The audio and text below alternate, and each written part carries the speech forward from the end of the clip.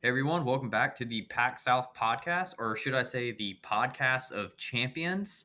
Uh, our conference is about to produce so many champions in their various conferences in real life, both women's and men's basketball. Um, Quite a great spectacle that we have. South Carolina already winning the SEC for women's basketball. Obviously, men's basketball, Duke looks unstoppable this year. We talked about them last week. They did get the win against Michigan in that kind of weird non-conference slot Yeah. there. St. Louis still has a chance to win their conference. Florida leading the way in the SEC, as well as a couple other teams with an outside shot. We're going to give Charlotte a little bit of a shout out because they get bullied around on this show a good bit, but they are in a shot at the American Conference as long as everyone else loses in front of them. So very fun stuff. We head into the last few weeks. Women's basketball last week, men's basketball last week and a half. We updated our rankings. We are up through the 25th. This show being recorded on the 27th. Our Pac-South women's basketball is still crazy in third place. Washington, Iowa State, and Notre Dame within 6 points of each other, Pat. Is that a shock with how things are going? Notre Dame seems to be doing a little worse than usual. Iowa State, streaky. Washington's just kind of going. Who actually finishes in that top three slot with South Carolina and Duke? Man, I think that's a tough question because I think it really boils down to or depends on kind of how you see these teams, right? Do you go with the consistent option who's been a little bit less consistent, albeit in conference play with Washington? Do you go with Notre Dame or Iowa State, who are clearly talented teams on paper, but it hasn't really like fully clicked or fully meshed for them this year? Um, and of course, Iowa State, as you sort of mentioned, is really, really streaky. So are you going to get the good Iowa State that we saw at the beginning of the year, or are you going to get the Iowa State that lost, like 8 straight games? Um, I think it was 5, but 5? still, Yeah. they're on another one right now. I think they're on 3. So I mean, definitely not. Put them together, 8. There we go.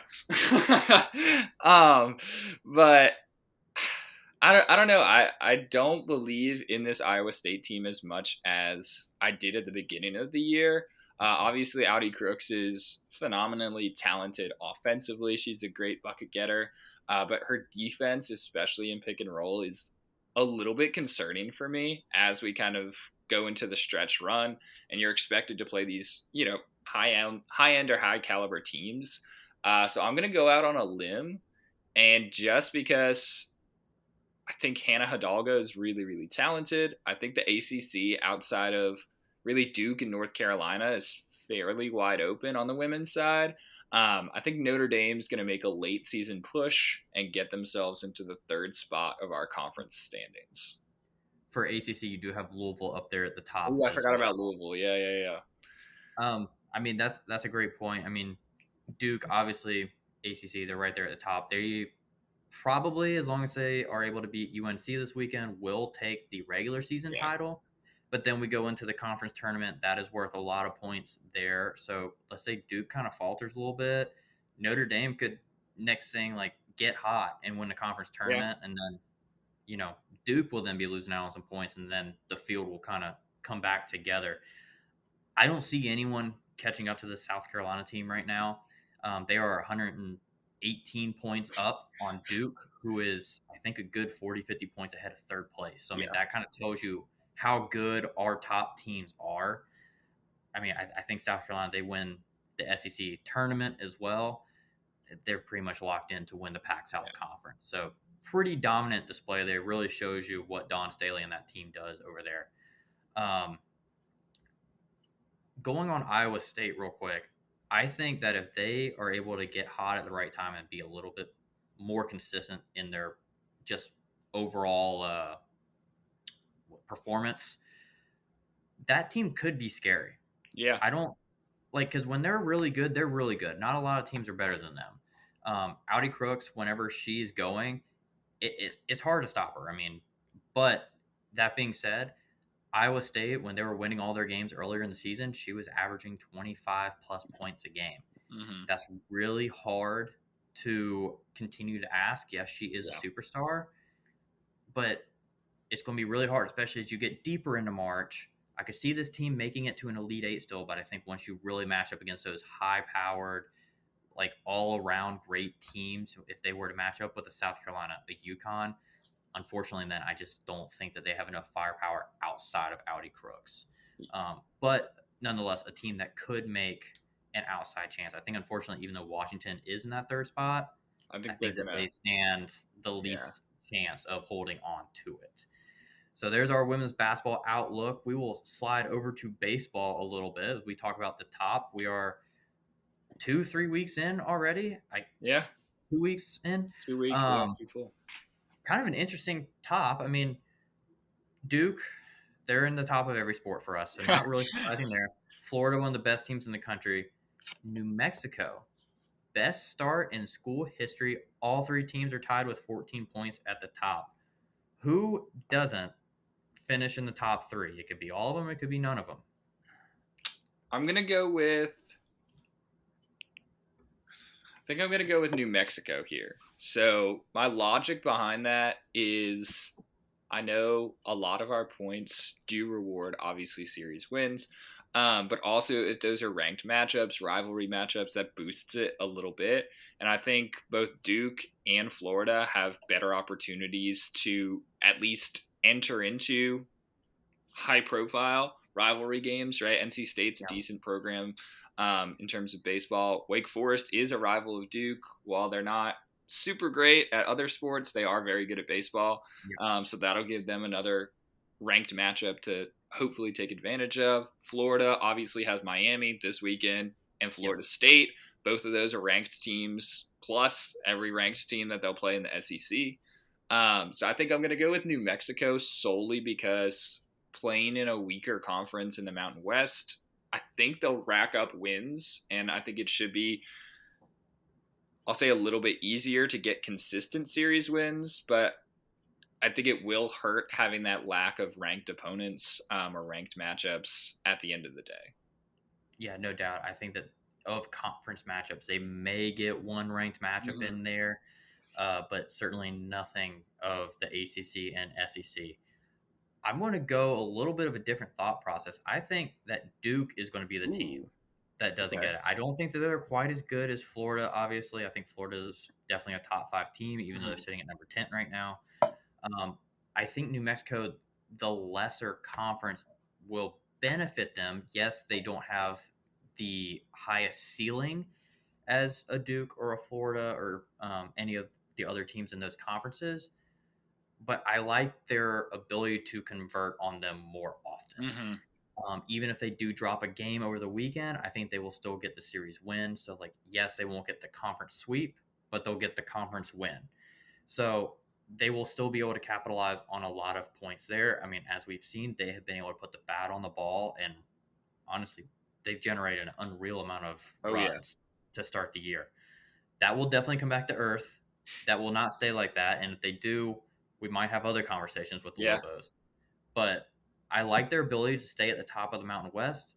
And I think Duke, while starting the year good, I think that ACC play might hurt them a bit more than people are expecting.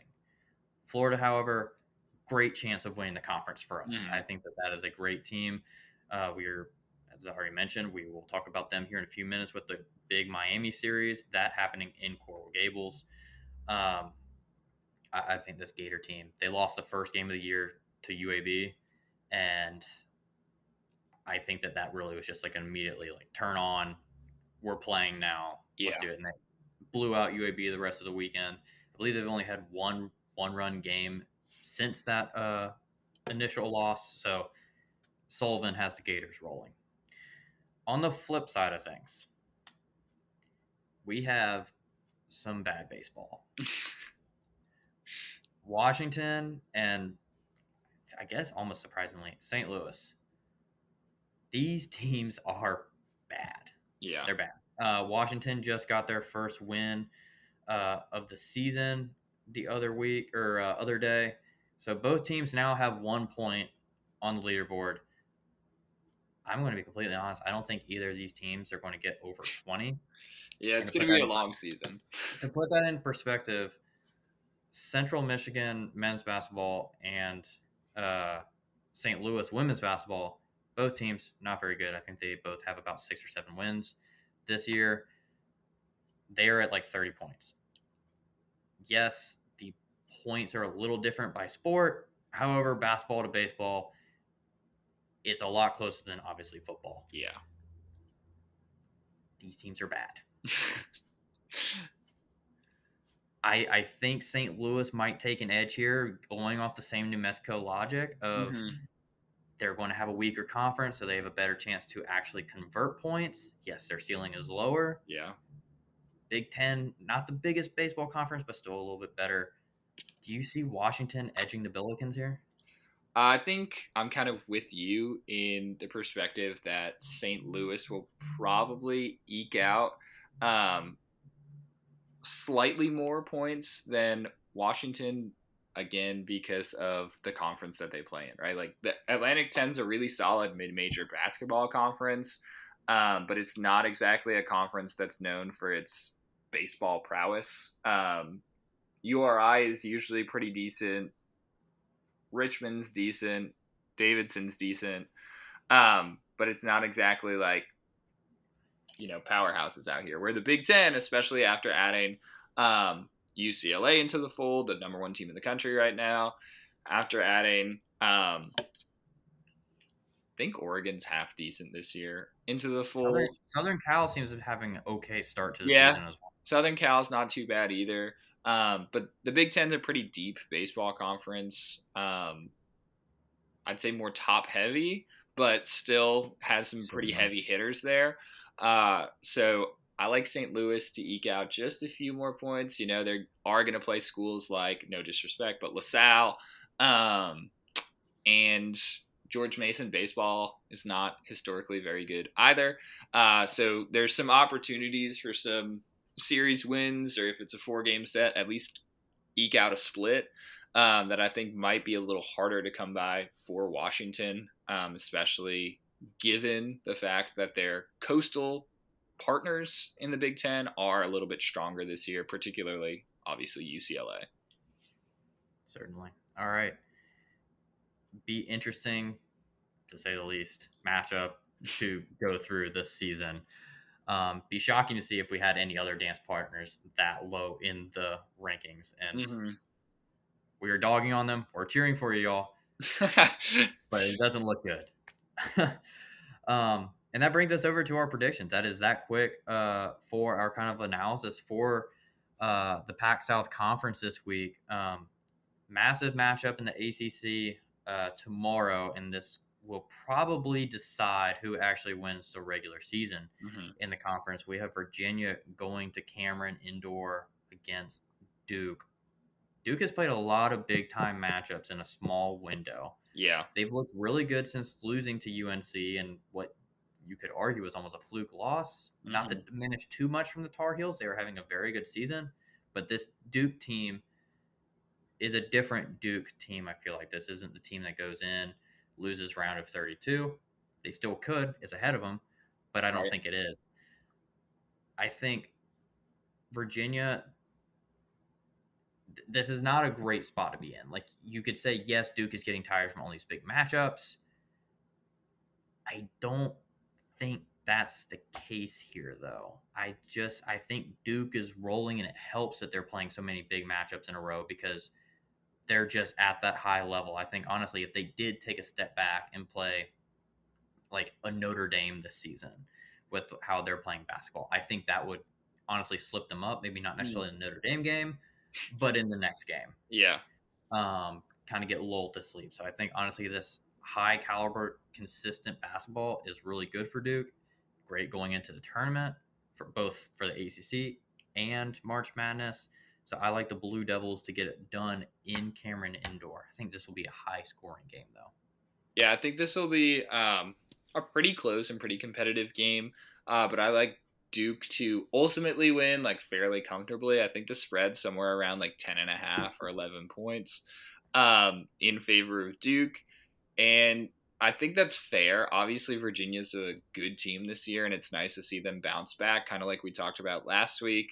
Now, last week I did pick Miami to win. Ultimately, they lost by 3 on the road in Virginia, but I think this Duke team is just too athletic. And as you've mentioned, they're experienced in these ranked matchups, right? Like, it's not as if they've played a fairly weak schedule this year. They've played Florida, they've played Michigan, they've played obviously Carolina. So they're kind of prepared for these moments, and I think they'll thrive in it. So give me Duke here, but I will say I do like Virginia to make a decent run in the ACC tournament, and I don't know, I wouldn't be shocked if this turns into a potential ACC final. Although, keep your eye on Miami too. For those of you that are watching the video version of this show, you will see that I've had a reaction for the last 45 to 60 seconds. Those listening, I just realized it after concluding my pick and analysis for this game. Should Duke play a team like Notre Dame, this might fare poorly for their matchup. Duke played Notre Dame 3 days ago. They did absolutely dismantle them. However, unfortunately, based on what I was saying, I think I might need to switch my pick. Yeah. You might have to back the Blues now. We'll take honestly, we'll make it interesting. We'll go against each other. I stand by this is going to be a very high scoring game. I will just lay in the bed that I made, not realizing it. I'm going to go who's, I guess. It could go either way, really. It's anyone's game. We're going to move on now to a different Duke game. The women Blue Devils will play against North Carolina on Sunday.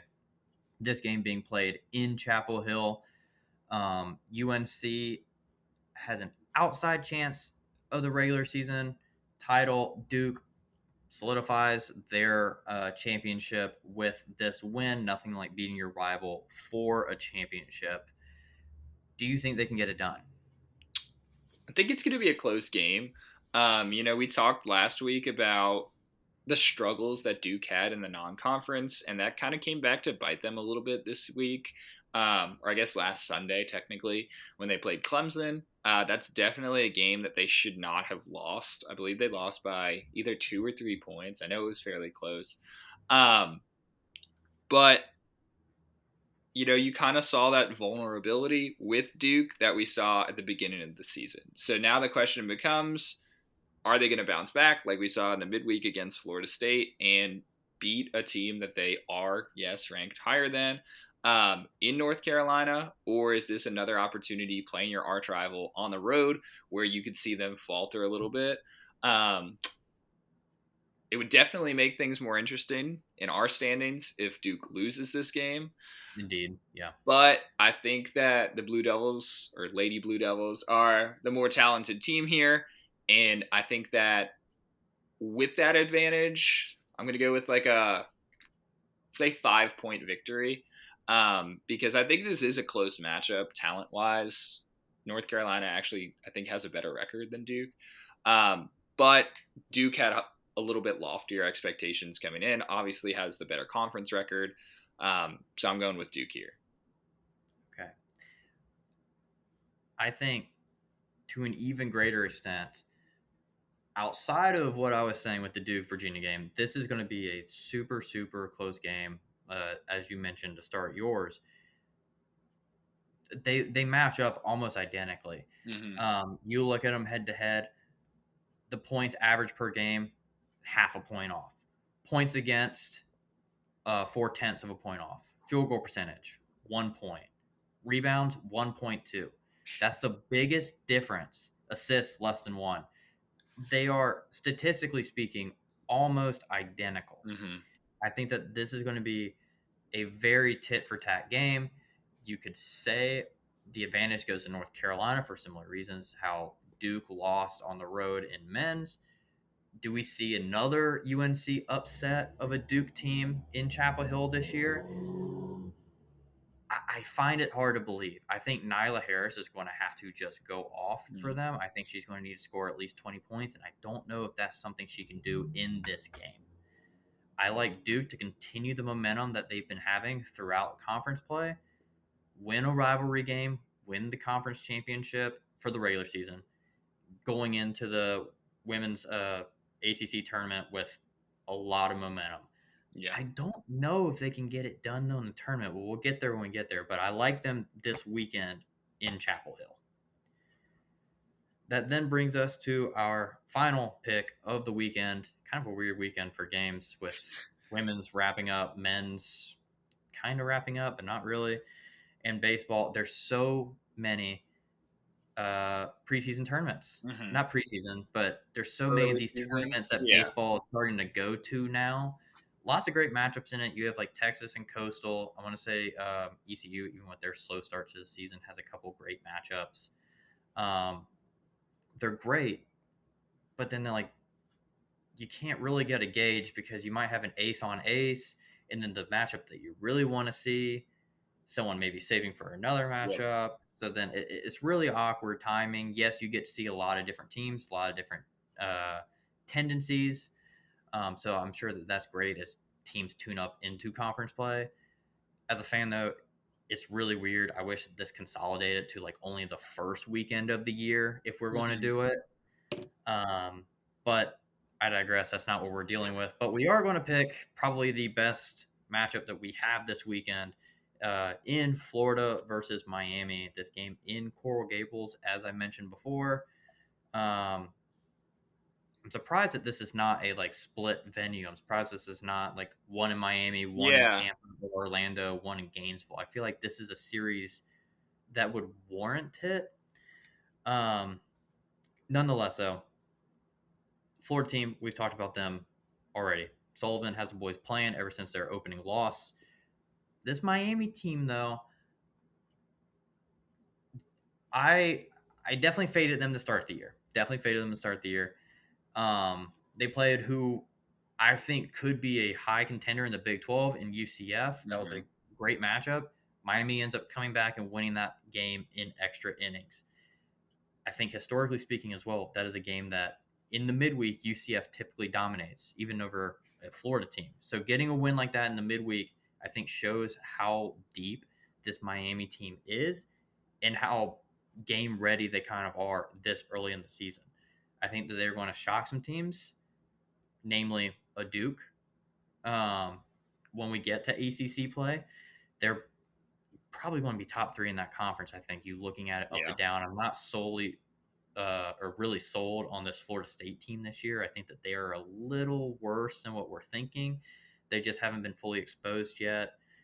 Kind of in the same way Oregon State, they have already kind of gotten exposed. I thought that rank was a little bit too high. But I think this Miami team, we're definitely getting one game here, but I love this Florida team. I think this Florida team could really go deep. I mentioned before, I think this is a potential winner of the conference earlier. I like Florida 2 out of 3. Miami's going to play really good matchups. They're going to take a game. I just like the Gators. I'm gonna buck the trend a little bit here. So we just talked about how we think Florida, both of us, will wind up at the top of our conference standings. And, I mentioned rivalry victories and things like that. And this presents a great opportunity to do so. But I don't know. I have a weird feeling about this. I felt fairly confident last weekend when we had picked Tennessee to take 2 out of 3 from Kent State. And we saw how that kind of worked out for the both of us with the Golden Flash pulling out the 2 weekend games. So I feel like we might see something similar here where Miami falters tonight in the first matchup, but then comes back strong on Saturday and Sunday to ultimately take the series. So I'm rolling with the Canes on this one. We have a flip. Wow. So a Saturday-Sunday series winner for the Canes. Yeah. That would be huge. I think that would really set a precedent going into conference play for the Canes as well, solidifying their momentum. would that be an alarm button for Florida if that does happen, though? I, They're really good, but the expectations are different in Gainesville. True. I wouldn't press the alarms yet. Where I would start to get really nervous if I was a Gator fan is if you drop 2 out of 3 to FSU, right? Because those FSU games are kind of similar to the way South Carolina and Clemson structure their series, where it's usually like one at home for each team and then a neutral site venue. Florida State always plays in Jacksonville. So if you're dropping 2 out of 3 to FSU and Miami, that's when I'd start to panic a little bit heading into SEC play. But I think this Florida team is too good to really panic. And even if they stumble this weekend, I think fans, let's say, understand that this Miami team is quite talented. Like you mentioned, they beat a really good UCF team that Florida itself has had struggles with in the past few seasons. So I don't think anybody's hitting panic quite yet in Gainesville if they do lose 2 out of 3 this weekend. But as you mentioned, it's kind of like LSU in Texas. Like if you start sliding, if you only lose, let's say like 3 or 4 games in a row, there's going to be people calling for your head. And you could also add in a Mississippi State team who looks to be back to how they were a few years ago. The team looks kind of dangerous. Something to note, that Florida State-Florida series, this season it is going to be a midweek series. So they're going to be doing it a Tuesday, a couple weeks, a Tuesday. I don't love that. I don't love that either. Don't think historically it has been that. It makes more sense when they have it like with UCF. They do like a home and away in a midweek throughout the season. Florida State, I did not think that was the case. Although, that being said, if Florida did have a top 25 Florida State team and a top 25 Miami team as one of their select non-conference series, that would be very tough. That would be brutal. Not a lot of tune-up in there, but I did not think that was a thing. That is kind of tough to see. Yeah, that's weird because on the schedule. I would hate that if I was a Florida fan. You get, especially the like ladder couple when you're full in conference play. If you're having like Georgia one weekend, Florida State during the midweek, and then like Kentucky, yeah, exactly. That'd be awful. That's weird because I know I went to a Florida State game in Jacksonville, and it was for sure on a Sunday. So I don't know when they decided to make that switch or that pivot. Maybe it was with this Miami series that they put on the calendar. Yeah, I don't know, because I think Florida State had USF as a weekend series, if I'm not mistaken. Okay. So like that may have rotated kind of state opponents. Yeah. Still, all right. So Florida 2 out of 3 for me, Miami 2 out of 3 for you. That does it with our picks this weekend. We will be back in 2 weeks. Actually, we will have tournament talk for the women's results, men's previews starting to get going. Yeah. And then obviously we will be then into conference play. So we are expecting a lot of stuff. But like I said, no show next week. Instead, follow us on YouTube and Instagram at PAC-South Podcast.